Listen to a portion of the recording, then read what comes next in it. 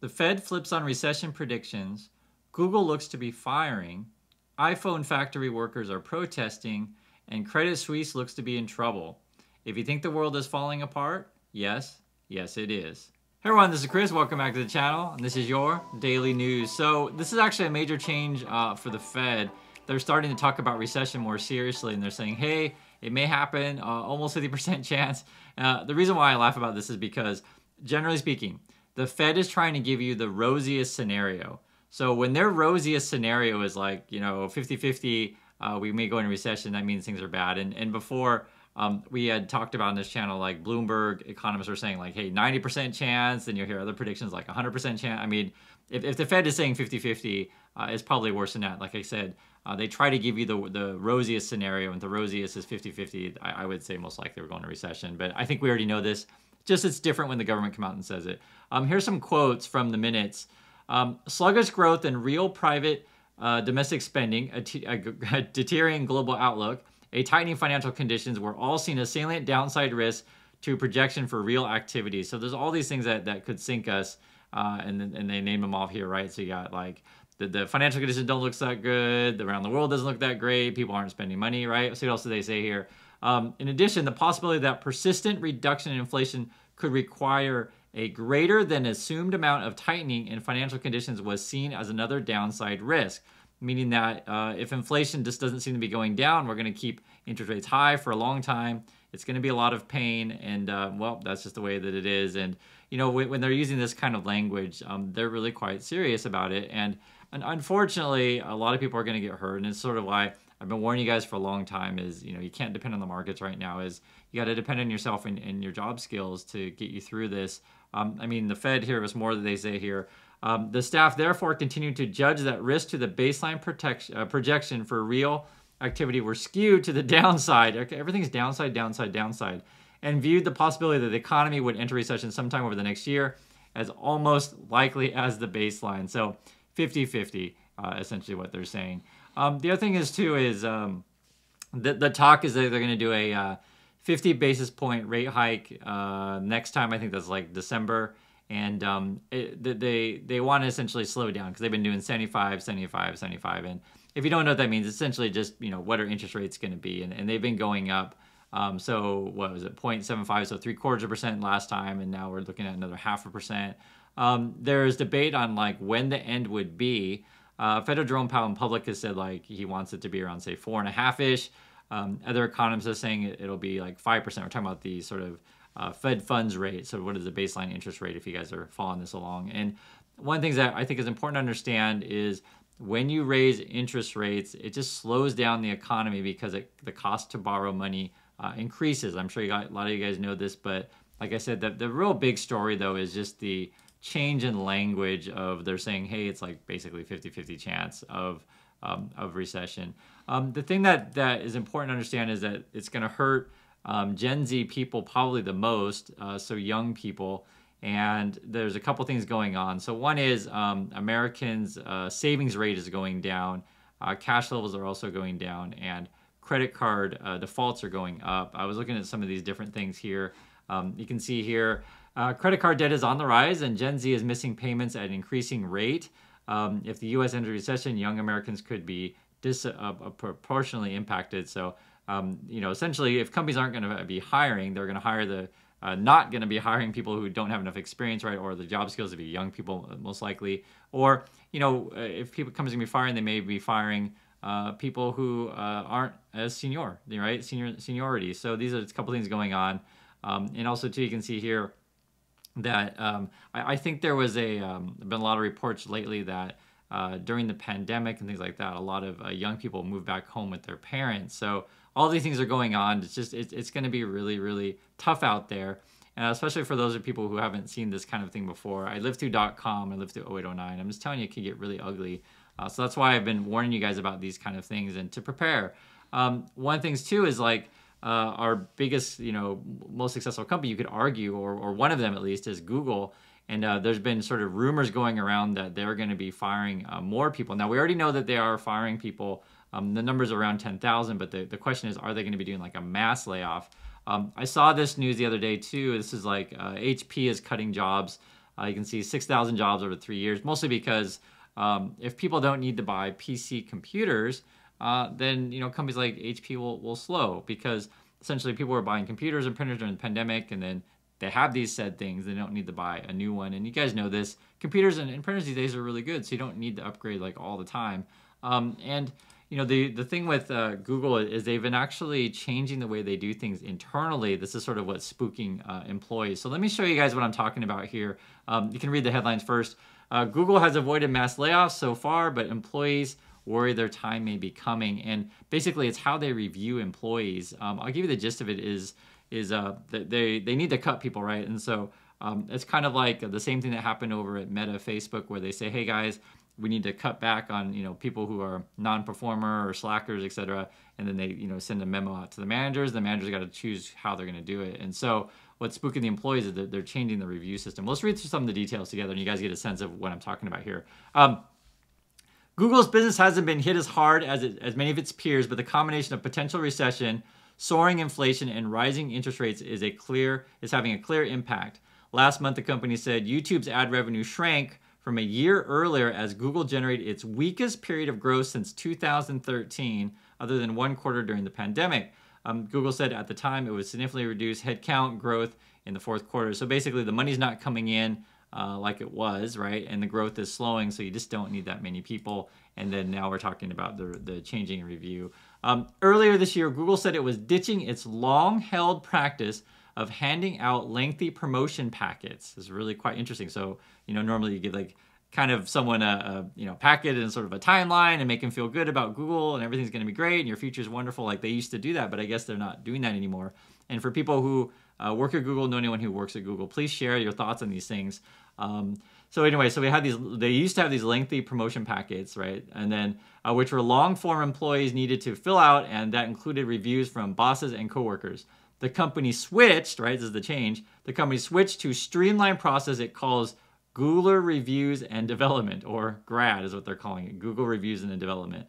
A Google spokesperson said in an emailed statement that the GRAD system was launched, quote, to help employees develop coaching, learning, and career progression throughout the year, and added that, quote, helps establish clear expectations and provide employees with regular feedback. Google said a new system would result in higher pay, but workers say the overall has left more room for ambiguity in ratings at a time when the company is looking for ways to cut costs. So, Google's trying to say, oh no, this is really good to help workers. We're changing the way that we talk about the future and the way that we evaluate people. And the workers are like, well, I don't know. So this is a thing of like, you have to think about if you are managing Google, right? If you want to go in leader positions in the future, is how do you evaluate employees and how do you do it fairly?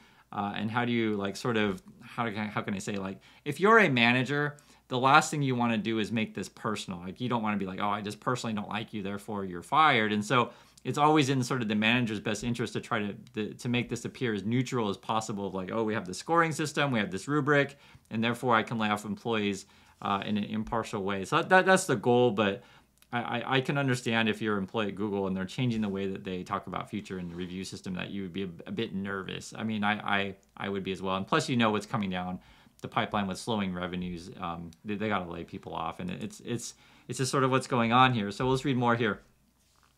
A guide titled, this is their new guide here, Support Check-ins, which are performance reviews targeting certain employees. So not everyone gets this. It looks like just some people, because it says you're targeting certain employees, began appearing in internal forums. The document viewed by CNBC says that those who received the review, quote, the current performance trajectory is headed toward or already is in a lower rating. So if you've got a email or a guide from your boss over at Google that says support check-in, you're probably on the cutting block. So just be aware. I wouldn't be shocked. And you just, I'm trying to get you guys prepared for this kind of stuff. And also too, even if you're not working at Google, if any of your jobs out there, you're getting these kind of emails, you should be nervous. And I don't think that's a hyperbole. I think that's a real thing. Let's see what else it said regarding these check-ins. 3 steps are recommended for check-ins. The first directs workers to breathe before taking in a manager's feedback. Second is understand the feedback. And third is devise a plan. The document says check-ins may affect 10 to 20% of staffers over the course of a year. Add it all up, one big question employees are asking is, will a bunch of small cuts turn into something grander in the future? So I'd be curious what you guys think about. That's just how I read this stuff, is that it looks like Google wants to fire people. They're even telling people to like breathe when they talk to their manager. It sounds pretty negative over there. And again, this all relates to going into recession. The money is just not flowing like it was, and companies need to cut. And so this is sort of why I've been warning you guys about this stuff and getting you guys prepared. Also, too, they've been trying to essentially force workers in iPhone factories to keep working, and this is in China. I believe it's I want to say it's Zhengzhou is the last time I checked. And if you heard about this at all, it actually sounds really bad.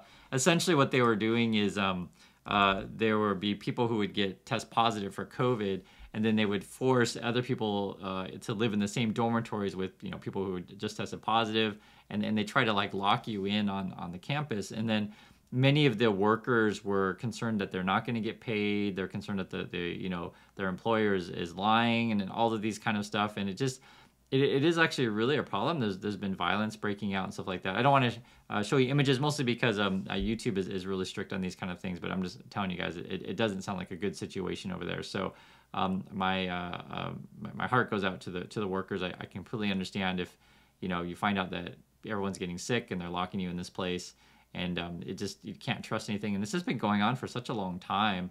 I don't know when it's going to end, to be honest. I think. I've told you guys several times on the channel, Moderna tried to give, well, actually I should say the government tried to get Moderna's secret formula from them. Moderna didn't want to play that game, right? And so then China ended up using different vaccines, the domestic ones, and they just weren't as good as like a Moderna. And so now you're in the situation to where COVID is still a serious thing. The cases are spiking again in China. You guys can see this. The worry for the world is, and I'm sure you guys know, the longer the virus essentially stays alive, it can mutate and these kind of things. I think essentially it'll end up probably turning into like a flu kind of thing where we just have it yearly, but it is not a good situation. I heard it was like a couple days ago, there was a couple people in Beijing that died, I believe, from the virus. And I'm looking at the map here of China, and now it's not everywhere. You can see some of the regions are less affected than others, but it is certainly a real thing, especially if you're living over there, that you're just so irritated by this whole situation. And especially, like I said, if your job is trying to basically lock you in prison kind of thing. So, yeah, it's not good. We'll keep a track on this stuff. And like I said, I hope everyone can stay safe.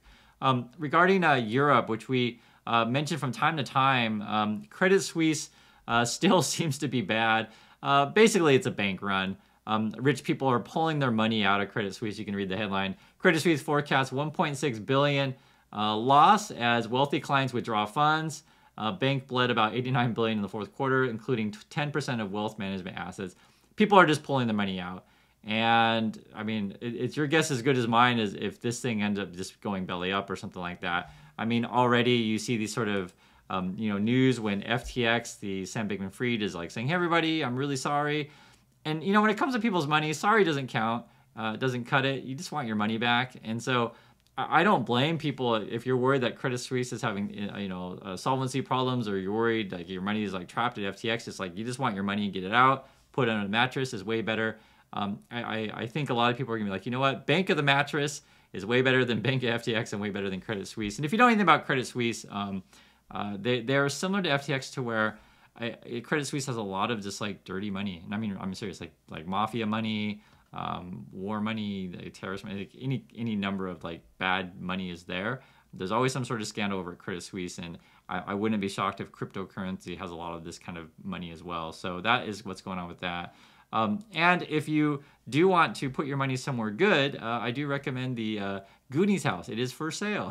So for those of you who are fans of the movie, you can write in the comments when the first time you saw this movie. This is like an old kids movie. So I grew up in Oregon. This is sort of my childhood. I didn't grow up in Astoria, which is where this was filmed, but the house is for sale. I do believe it's like 1.7 million if you're interested in buying this thing. We'll read the details. The 1896 home with sweeping views of the Columbia River flowing into the Pacific Ocean has been listed with an asking price of $1.7 million on Zillow, where it's described as a, quote, fully loaded with history, nostalgia, and iconic level of fame. So that it's funny though, because the thing is though, when you read about the description from the owner, here's the owner here. Owner Sandy Preston was known to have been largely welcoming to visitors, but she lived in the house full time, and constant crowds were strained that prompted her to close to foot traffic. So close at times of foot traffic, I should say. But if you do end up buying a famous house, you do run into those problems. Like the other famous house you can buy, it's a real thing. You can actually buy the Brady Bunch house. That is a real house, same way as the Goonie house is a real house. And I'm sure there are other like famous movie houses or TV houses out there, but I don't know. I personally probably wouldn't buy this kind of thing. But like I said, if you're looking to put your cash instead of the Bank of Mattress, go with the Bank of Goonies, I guess would be the place to go. So anyway, these are the daily news. I hope everything is going great with you guys. And like I keep saying, focus on your job and your job skills right now, because I think markets are going to be shaky. I do think we're going to recession, and I do think some of these bigger companies like Google, they issuing these sort of scary notices. Doesn't look good, I'm perfectly frank. So thanks again for watching, everyone, and I'll catch you guys in the next video.